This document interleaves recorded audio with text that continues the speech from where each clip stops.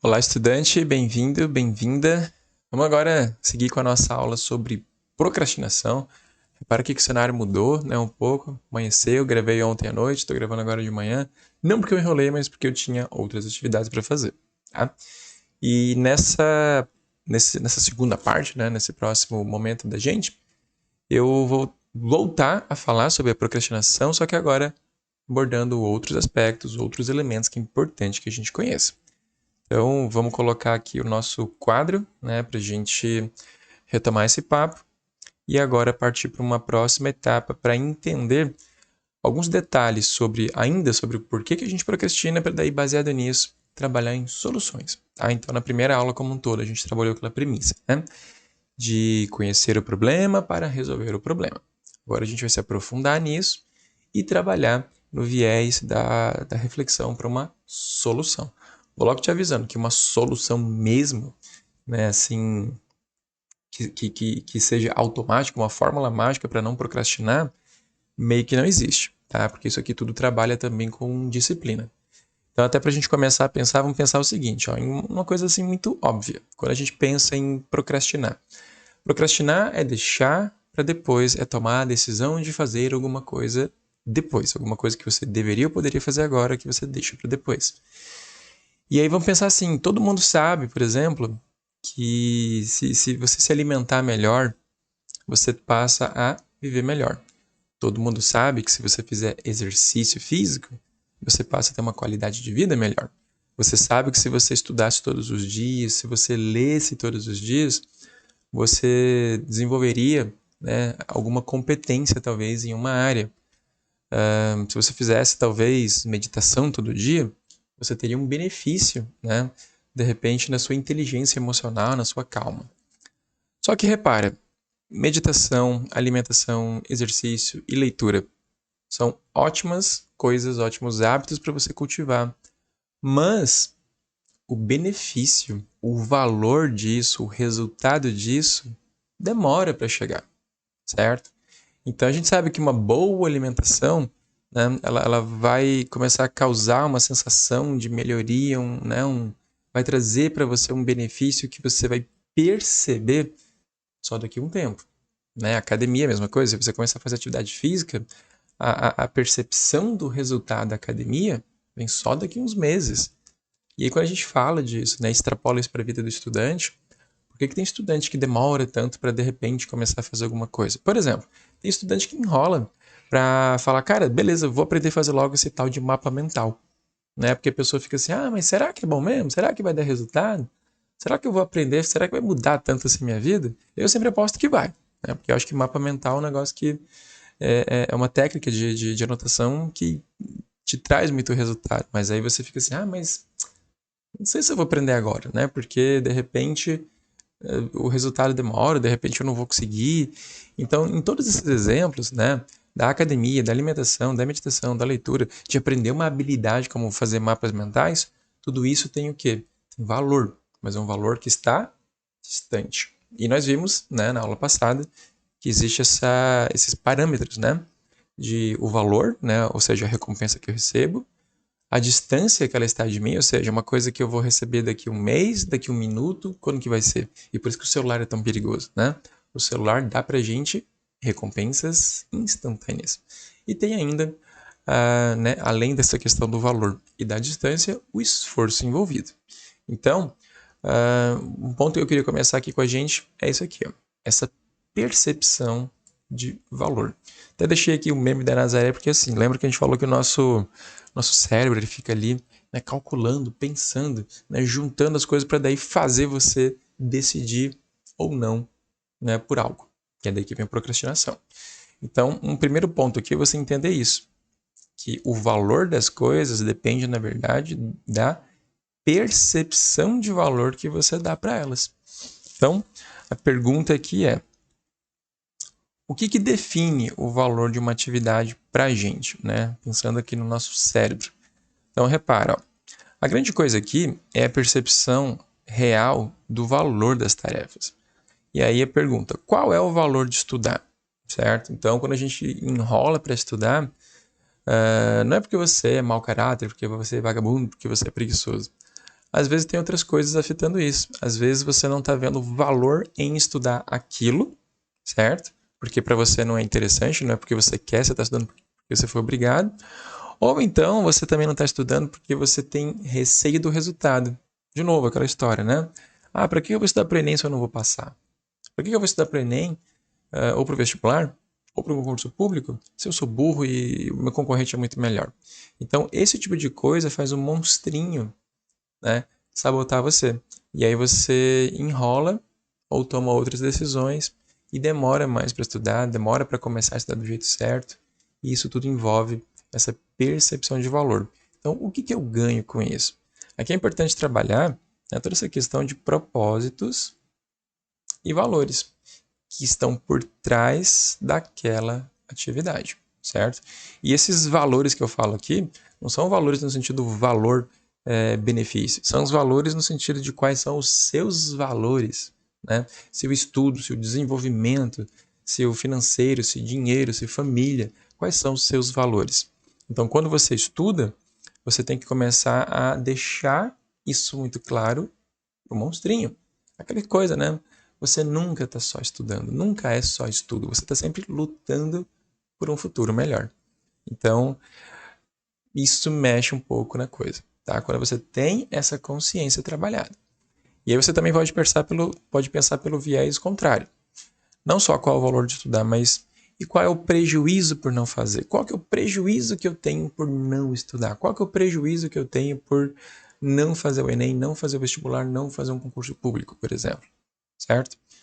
E o que eu vou ganhar fazendo isso? Esse ganho é no sentido bem egoísta mesmo, certo? Mas também no sentido família, social. O que a minha família vai ganhar se eu estudar? O que meu filho vai ganhar se eu estudar? Aí entra aquela coisa, né? Por que eu estudo? Ou então, por quem que eu estudo? Né? Tem essa pergunta que é impactante também. E aí é importante você pensar sempre isso. E lembrar, o cérebro inconscientemente calcula essa relação entre valor por fazer, ou ele calcula também o prejuízo do não fazer. E quando o teu cérebro não percebe o prejuízo, ele não entende que existe um prejuízo, você também procrastina. Então, quando a gente fala de estudo, né? Qual que é o prejuízo de não estudar? Qual que é o prejuízo na minha rotina de estudo por não aprender mapa mental? Será que eu estou estudando há 2 anos para passar no vestibular e não passei ainda só porque eu não sei fazer mapa mental? Então, olha o prejuízo disso, certo? Então, a gente pensa, né, nessa relação prejuízo por não fazer ou o problema também a ser evitado ao fazer alguma coisa. Então, existe um problema associado à minha atividade e eu quero evitar fazer isso, certo? Eu quero evitar passar por isso. Então, isso já é um ponto positivo. Quando o teu cérebro entende que o não fazer gera um problema e você quer escapar desse problema, isso ajuda o monstrinho a trabalhar, certo? Então, você pode fazer logo alguma coisa para se livrar, né? Então, a gente pode ter esse pensamento, né? Por exemplo, vou fazer logo essa atividade aqui para me livrar dela, porque ela é um saco, por exemplo. Eu tenho que preparar e separar todos os meus simulados de língua portuguesa. Caramba, que chato fazer isso. Mas você vai ter que fazer. Então, vou logo fazer para me livrar disso. Ou então, preciso passar limpo não sei o quê. Ou então, eu preciso organizar meu plano de estudo. Ou qualquer coisa da sua vida. Às vezes uma coisa chata, mas burocrática. Chato, mas tem que fazer. Então faz logo para se livrar logo. Porque aí você não fica te perseguindo. Tá? Isso sai da tua fila de atividades. Ou então você pode também usar o viés do não quero, vou, né? Eu tenho lá um problema que eu quero evitar, então eu não quero decepcionar minha família com uma nota ruim, com um resultado ruim, com mais um ano de cursinho, qualquer coisa assim. Então, vou logo aprender a fazer esse mapa mental, vou logo aprender a lidar com os meus simulados, vou logo aprender técnicas de estudo mais profundas, né, mais complexas, mas nem por isso mais difíceis, né, que vão melhorar meu resultado para eu não ter o problema de um mau resultado, certo? Então, repara que, às vezes, um rendimento ruim, uma reprovação, vem disso. É uma coisa que você decidiu, tá? Então, cuidado com isso. E aí, dito isso, o que a gente tem que pensar também? Que quando a gente fala, então, dessa condição de valor... Deixa eu tomar uma água aqui. Você percebeu que eu não estou editando as aulas, né? É para ficar mais real. Então, e é porque eu fico procrastinando. Se eu falar assim, cara, eu vou fazer uma aula e depois vou ter que editar essa aula, eu não faço aula, tá? Então é mais fácil pensar assim. Então, quais são as causas dessa procrastinação e dessa dificuldade de ver os valores? Né? Então, lembra, a gente falou na aula passada sobre o nosso placar, onde você vai sempre usar aqueles parâmetros, né, de valor, distância e esforço. E aí você pode considerar também o impacto do monstrinho, né, para gerar o teu placar de tomada de decisão. E aí, causa e consequência. Por que a gente tem causa? Né? Quais são as causas da procrastinação que gera consequência a procrastinação? Então, primeiro, lembra disso aqui, ó. Recompensas grandes, rápidas e sem esforço costumam gerar menos procrastinação. Deixa eu pegar aqui então, ó. Sem esforço, tá? Super recomendo esse livro, inclusive, sobre isso. Então, quando a gente fala de procrastinar, a gente costuma não procrastinar quando a gente percebe isso. Uma recompensa que é grande, ou seja, tem grande valor, é rápida, quando ela tem o quê? Uma curta distância, e ela tem um esforço menor, ou seja, né, ela é fácil de fazer. São os 3 parâmetros básicos. E aí, para você evitar a procrastinação, você tem que tomar cuidado com isso. Né? Então, de novo, você não procrastina quando você tem uma percepção de valor grande, quando a recompensa é rápida e fácil. Então, você tem que pensar nas suas atividades desse jeito e decompor elas para que elas sejam assim. Então, primeira causa da procrastinação, essa aqui, ó, vem disso, que é de uma falta de perspectiva sobre o valor da recompensa. Então, você precisa ter muito claro o que é que você ganha com aquilo ou o que é que você perde não fazendo aquilo, certo? E aí vai de uma reflexão. Se é sobre estudar, lembra, você não está só estudando, tá? E aí, essa redução do valor da recompensa, né? Ou seja, o que eu ganho com isso, é geralmente uma causa. Então, eu estou estudando, mas para mim, parece que isso não tem valor. Né? Ou então eu não consegui perceber o valor disso, ou não consegui perceber a falta que isso vai me fazer. Então, o primeiro parâmetro que gera isso, nesse cálculo muito doido que teu cérebro faz, é esse. É essa falta de perspectiva sobre um valor. Então, na verdade, às vezes você tem que olhar para cá e entender o valor de alguma coisa, de entender o valor de uma boa alimentação, de atividade física na sua vida, de lazer, de estudo, de não sei o que, tá? Então é importante você ter essa reflexão. Que mais? Estresse e ansiedade. Estressado e ansioso, você tem menos energia disponível. E aí lembra que procrastinação tem a ver com esforço, né? Quando a gente fala de facilidade, e você tem uma percepção de algo sendo difícil, o que vai acontecer? O monstrinho vai entrar em ação. Se você está estressado, está ansioso e algo é difícil, o monstrinho vai falar o quê? Falar, não, mas você está tão cansado, você merece descansar agora, você merece ficar aqui sentadinho, deitadinho, bonitinho. E aí o monstrinho começa a falar um monte de besteira. Por quê? Porque você já está tão cansado que dificilmente você vai ter energia para empreender qualquer atividade. Tá? Então, é importante também você fazer o quê? Lembrar que, de repente, aquelas atividades mais chatas e mais cansativas, você tem que fazer naqueles horários do dia mais convenientes, ou naquela sequência, ou naqueles momentos em que você tem alguma energia ainda. É que nem quando você vai estudar 3 ou 4 matérias. Qual é a matéria que você estuda primeiro sempre? Aquela que é mais importante, aquela que vai te dar mais trabalho, aquela que às vezes é mais chata. Né? Se você tem dificuldade, por exemplo, para estudar matemática, você não vai deixar para estudar matemática no final do teu período de estudo, no final da tua sessão de estudo. Imagina, eu já estudei história, depois estudei biologia, depois estudei português, e no final vou estudar matemática que eu odeio, que eu acho difícil. Pô, você vai procrastinar, você vai enrolar, né? Por quê? Porque você já está cansado, já está estressado, e você deixou para o final para fazer isso, então você vai ter problemas. E por fim, temos aqui um detalhe também, que o estudante às vezes não presta atenção, que é a questão do quê? Do sono. Quando você não dorme, né, a falta de sono, ele afeta os circuitos cerebrais que fazem parte ali desse momento do cálculo. Então, a tua tomada de decisão, ela pode ter uma dificuldade de clareza, né? Ela pode ser pior quando você faz isso, né, numa condição de privação de sono, de noites mal dormidas. Então, quando você, de repente, decide passar mais tempo estudando de noite, perde sono, ou então vira uma noite estudando para prova, qualquer coisa parecida, no dia seguinte a chance de você procrastinar um monte de coisa é enorme, tá? E aí, isso acontece por quê? Porque o seu desejo por recompensas de curta distância aumenta, né? Por quê? Porque agora eu tô cansado, eu não dormi, eu só quero ser feliz. Então você quer o quê? Aquela recompensa rápida, né? De algum valor, mas que seja rápida e que não exija esforço. E aí, teu celular, tua rede social, a Netflix, sei lá quem, vai acabar ocupando todo o teu espaço, vai acabar ocupando todo o teu desejo e vai provavelmente gerar situações de procrastinação, tá? Então, fique esperto com isso, com essas causas. Então, baseado nisso, como que eu reduzo? Como é que eu mexo na minha procrastinação de forma a reduzir tudo isso? Né? Como é que eu evito ser um procrastinador? Lembrando que procrastinar é normal, tá? Todo mundo procrastina, é normal. Isso é uma coisa comum.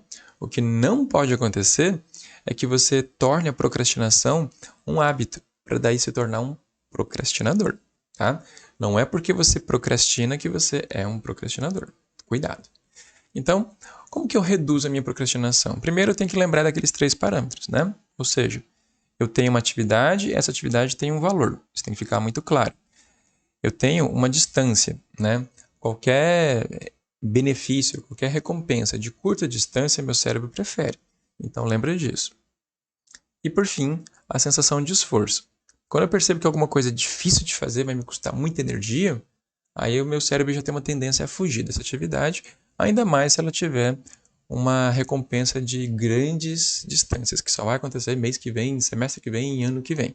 Então, eu tenho que trabalhar aqui para evitar a procrastinação. Primeiro, eu tenho que adiantar a minha agenda e encurtar meus prazos. Repara só, se a gente sabe que a distância é um problema, então o que eu tenho que fazer? Eu tenho que adiantar a minha agenda. Primeiro, o que é isso? Isso aqui é planejar. É você parar um dia na tua semana e pensar em todas as atividades essenciais que você tem que fazer e deixar isso tudo muito claro na tua agenda, para você ter um momento específico para pensar nisso. Isso vai virar o que a gente chama de gatilho. Então, se você tem que fazer uma atividade essencial e o melhor momento para isso acontecer é na terça-feira, às, sei lá, 9, 10 da manhã, deixa isso planejado num caderno, num planner, numa agenda virtual, em algum lugar. Isso tem que ficar claro para isso você, né, não passar batido. E encurtar os prazos quer dizer o quê? Que se você tem uma coisa que só vai, né, te dar um retorno lá para o ano que vem, você tem que mexer nisso, certo? Por exemplo, eu tenho um trabalho de história que é só para a semana que vem. Não interessa que a semana que vem, para mim, na minha realidade, o prazo disso é amanhã. Então você vai fazer o quê? Você vai usar o que a gente chama de lei de Parkinson, certo? Isso aqui, inclusive, tem uma aula sobre isso que você vai ver. A lei de Parkinson, ela diz o quê? Que o trabalho, ele costuma ocupar todo o tempo que você disponibiliza para ele. Então, se você dá para você mesmo um prazo de uma semana para fazer um trabalho de história, provavelmente você vai levar uma semana para fazer um trabalho de história, certo? Agora, se você se deu um prazo menor, isso aqui vai fazer o quê? Essa sensação de prazo menor vai mexer com um monstrinho. Então, tudo que você puder encurtar o prazo, facilita. Por quê? Porque aí você consegue favorecer o mecanismo de percepção da distância da recompensa, certo? Então, aqui é um jogo de você com você mesmo, é um acordo que você tem que fazer com você. Independente do prazo que te deram, tem o prazo que você vai se dar. E isso, né, geralmente tem que ser um prazo curto, porque você não pode deixar isso para depois, tá? Então, você tem que mexer nisso. Você tem que trabalhar a tua agenda, planejamento é essencial. Planejamento é uma boa forma de combater a procrastinação e tem sempre que trabalhar com prazo curto, tá? Isso é essencial. O que mais? Já que você tem um problema também, né? A procrastinação envolve valores, você tem que remover distrações do ambiente que agreguem outros valores ao que você está fazendo. Por exemplo, né, a gente tira lá do ambiente comida e celular para você controlar o teu ambiente. Por que isso? Porque comida e celular também são gatilhos. Né? Imagina, se você está estudando e você está cansado e tem ali um chocolate à vista, bem lá, bem ali. Então, enquanto você está aqui estudando, o monstrinho está trabalhando e está dizendo, ó, bem ali tem um chocolate. E é gostoso, ou seja, valor, que está bem ali, ó. Se você comer ele, você vai ficar feliz agora. E o esforço que você vai ter que fazer é ir lá, pegar e comer. Ou seja, o chocolate tem alto valor, ele te dá esse valor, te dá esse benefício, essa satisfação, né, de comer algo gostoso, que é imediato, então, curta distância, e o esforço é mínimo.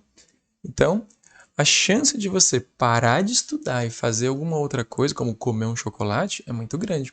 Então, se você tiver comida, qualquer coisa que você gosta de comer perto, ali, né, a uma abraçada de distância, que fica ali martelando na tua cabeça, isso pode fazer você desistir de estudar. Mesma coisa, o celular, digamos que você já está lá estudando, e aí de repente o celular vai lá e faz zzz, né, apitou, e aí subiu uma notificação de uma mensagem. Como você é um ser social, o teu cérebro vê alto valor em socialização, em comunicação, em conversar com alguém. Conversar com alguém é o quê? É uma coisa que teu cérebro vê valor, ele agrega valor a isso. E aí, de repente, o teu celular, você está ali estudando, o celular apitou. E aí você sabe que se você vê essa mensagem, né, já que isso tem valor para você, imediatamente você vai ficar satisfeito com isso. Então, existe um benefício, existe uma recompensa de ver. Nossa, será que alguém curtiu minha foto? Aí você vê, alguém curtiu uma foto, legal. Pronto, você já ficou feliz, certo? Então, você já viu o valor numa distância imediata, ou seja, é instantâneo. É prazer instantâneo, é satisfação instantânea. E esforço mínimo, é só pegar o celular e olhar. Então, a chance de você parar de estudar ou de fazer qualquer atividade importante que você esteja fazendo para ficar futricando ali no celular é enorme. Por isso, você tem que evitar essa distração, porque senão o monstrinho ele vai sabotar você. Outra coisa sobre o esforço. O esforço também está associado, geralmente, ao tamanho de uma tarefa. Então, é importante você ter esse hábito aqui, ó, de dividir uma tarefa maior em blocos menores, em bloquinhos de alegria. Então, se você, né, tem o teu estudo como algo, por exemplo, difícil, se você tem qualquer atividade assim muito grande, por exemplo, vamos pensar aqui em passar no Enem. Passar no Enem é uma coisa, gigantesca, certo? Envolve meses de trabalho. Só que, na verdade, você não quer passar no Enem. Você quer, por enquanto, melhorar em matemática. Você quer, por enquanto, melhorar em biologia. Você quer, por enquanto, fazer um simulado. Você tem que pegar a coisa grande e dividir em coisas pequenas, né? Todas as coisas grandes são feitas de coisas pequenas. Todas as coisas complexas são feitas de coisas simples. Então, é importante você ter, nesse teu momento de planejamento e organização, essa capacidade de pegar uma tarefa maior e dividir ela em etapas menores, que você faz um pouco aqui e um pouco ali. Dessa forma, você tem o quê? Uma percepção de redução de esforço. Então, passar no Enem dá muito trabalho, mas de repente, fazer um simulado nesse final de semana não dá tanto, certo?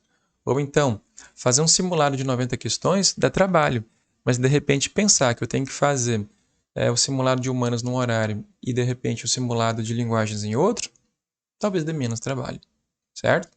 Então, se você é o tipo de pessoa que sente um desgaste muito grande, que percebe a procrastinação nascendo aqui, dessa percepção de esforço, então transforme coisas grandes em coisas pequenas, tá? Outro ponto também é a questão das metas alcançáveis. Quando você planeja suas atividades e você estabelece, então, blocos maiores em blocos menores, você cria esse sistema de blocos menores, estabeleça nesses blocos menores pequenas metas para você cumprir. E aí o que acontece? Metas que sejam alcançáveis. Porque o que vai acontecer? Quando você vê uma meta que você alcança, você vê ali um valor. E esse valor você percebe como sendo um valor que você consegue cumprir. Lembra do monstrinho dizendo que você não consegue, do monstrinho te dando, né, qualquer sensação ou situação de tu tipo, não vou fazer porque eu não vou conseguir. Então, estabeleça metas pequenininhas, alcançáveis, realistas, que você consiga cumprir dentro do seu tempo, e aí vai acontecer isso aqui, ó. Quando você alcança uma meta do tipo, a minha meta era estudar 40 minutos de biologia e fazer um mapa mental. Pô, você dá conta de fazer isso? Dou, beleza. O que vai acontecer? Estudei 40 minutos de biologia. Fiz o meu mapa mental, opa, tá ali minha recompensa, tem o meu material de estudo. E aí, eu consegui essa recompensa em 40 minutos, que foi o tempo que eu estabeleci. E o esforço que eu fiz estava dentro das minhas capacidades. Então, a chance de você se motivar para fazer algo é maior, a sensação de satisfação por ter feito isso vai surgir, e isso vai gerar em você uma motivação, uma continuação, não, uma condição de você continuar fazendo alguma coisa, certo? Agora, se você estabelece ali, por exemplo, uma meta inalcançável, por exemplo, eu vou estudar aqui uma lista de matemática e vou fazer 50 exercícios e eu quero acertar 48. Pô, isso já vai criar um negócio na tua cabeça. Você vai falar, não, se é para acertar 48, então não vou acertar, nem vou fazer. Ou então, eu fiz ali a lista, até fiz a lista na força do ódio, e das 48 eu acertei só 20. E aí, de repente, isso vai gerar o quê? Pô, eu até fiz a coisa, mas não deu a recompensa que eu queria. Fiquei frustrado, né? Então, a chance de você não repetir esse hábito, de não repetir esse comportamento, é muito grande. Porque ao invés de te dar uma sensação de satisfação, ele gerou o quê? Um prejuízo, gerou um desconforto, gerou ali, né, uma sensação ruim. Então, é importante você tomar cuidado com isso, tá? E por fim, né, quando você está enrolando assim para começar alguma coisa, é importante você começar, nem que seja na força do ódio. Simplesmente comece, do tipo assim, eu vou estudar aqui, mas não sei, será que eu começo? Na dúvida, pega o caderno, começa a folhear, pega o lápis, se força a começar a coisa. Por quê? Porque depois que você começa, né, você tem aqui, na verdade, o quê? Uma espécie de resistência. Essa resistência é uma espécie de inércia, né, uma dificuldade de sair do lugar. Então você não precisa sair correndo. Vai devagarinho, vai se arrastando, mas vai. Então, se você tem que começar alguma coisa, tipo, nossa, eu tinha que ver aqui uma videoaula. Então, deixa a videoaula rolando. Aí, quando vê, você vai correr, vai pegar teu caderno, vai pegar as coisas. Quando vê, você já assistiu a videoaula, certo? Mas o importante é, começa, né? Para pelo menos começar e cumprir uma microetapa, que talvez não seja estudar por completo, mas seja pelo menos organizar o seu caderno, para de repente começar a ver ali o primeiro parágrafo do livro, e quando vê, você está fazendo. É que nem lavar a louça, né? Às vezes você tem que lavar a louça e você fica enrolando, enrolando, enrolando, e de repente você fala, tá, vou lavar aqui só essa colher e esse copo. E aí quando vê, você lavou um copo. Você fala, lavei um copo, já estou ali, né? Você já está, de repente, vendo ali um benefício da louça ser lavada, e quando vê, você lava 2 copos, e você lavou todos os copos, e quando vê, você lavou tudo, certo? Por quê? Porque o importante é começar. Então, o ato, né, de procrastinar é quando você deixa uma tarefa para depois. Então, quando você pelo menos começa, você já se engajou nela. E aí a dificuldade de você abandonar a tarefa é menor. Essa aqui é uma pequena malandragem mental que você pode fazer.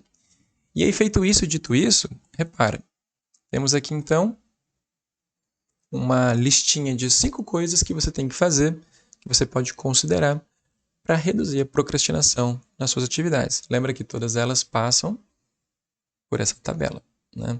Por essa planilha. Eita, puxei errado aqui. Todas elas passam por isso aqui, né? Por esse placar de procrastinação. Então, quando você tem uma percepção de valor, né? E quando você muda isso, você aumenta o valor das atividades. Quando você quebra isso em blocos, né, e estabelece prazos menores, um prazo menor melhora a tua relação com essa distância. Quando você reduz as coisas grandes em blocos menores, com metas alcançáveis, a tua percepção de esforço também é afetada para melhor. E tudo isso junto melhora o comportamento do monstrinho, certo? E aí, dessa forma, provavelmente, o teu placar para resolver alguma coisa, né, para você não procrastinar, vai melhorar.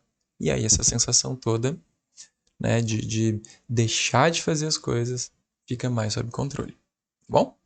Então, vamos olhar aqui de longe, ó. Bastante coisa que a gente viu aqui, né? A ideia então dessa aula foi deixar para você essa percepção do que é procrastinação, do que está por trás de tudo isso e te entregar, né, possíveis soluções. Então, o que a gente fez aqui? A gente conheceu o problema, que é a procrastinação. Conhecendo o problema, você tem condições de resolver esse problema na sua vida, tá? Me conta aqui nos comentários o que você achou de tudo isso, se você tem alguma percepção disso tudo, se de repente você tem outras estratégias e abordagens que você usa para trabalhar, né, com redução de procrastinação, para disciplinar o monstrinho e tomar melhores decisões, tá bom? E deixa o comentário agora, tá? Não deixa para depois, não. Beleza? Então é isso. Espero que você tenha gostado desse tipo de conteúdo. Eu confesso que eu não sei bem onde que eu vou posicionar essas aulas. Se é lá em planejamento, se eu vou deixar isso aqui em desenvolvimento, tá? Provavelmente eu vou deixar em desenvolvimento, tá? Mas entenda que isso aqui é um assunto meio que entra como um paralelo para estudantes. Não é uma técnica de estudo, não é uma estratégia, mas tem a ver com neurociência, tem a ver com o dia a dia do estudante e é um saber, é um conhecimento que eu super recomendo para você. Inclusive, vou deixar sugestões dos livros, tá, do McGill aqui embaixo na descrição, tá? Isso aqui também é interessante você conhecer e trabalhar essa obra, tá bom? Então é isso. Vejo você numa próxima aula. Sucesso nos seus estudos e, de novo, cuidado com a procrastinação. Não deixe para depois aquilo que vai te trazer um benefício em algum momento. Só cuidado com a percepção dos seus prazos e não esquece que você nunca está só estudando, tá bom? Até a próxima aula.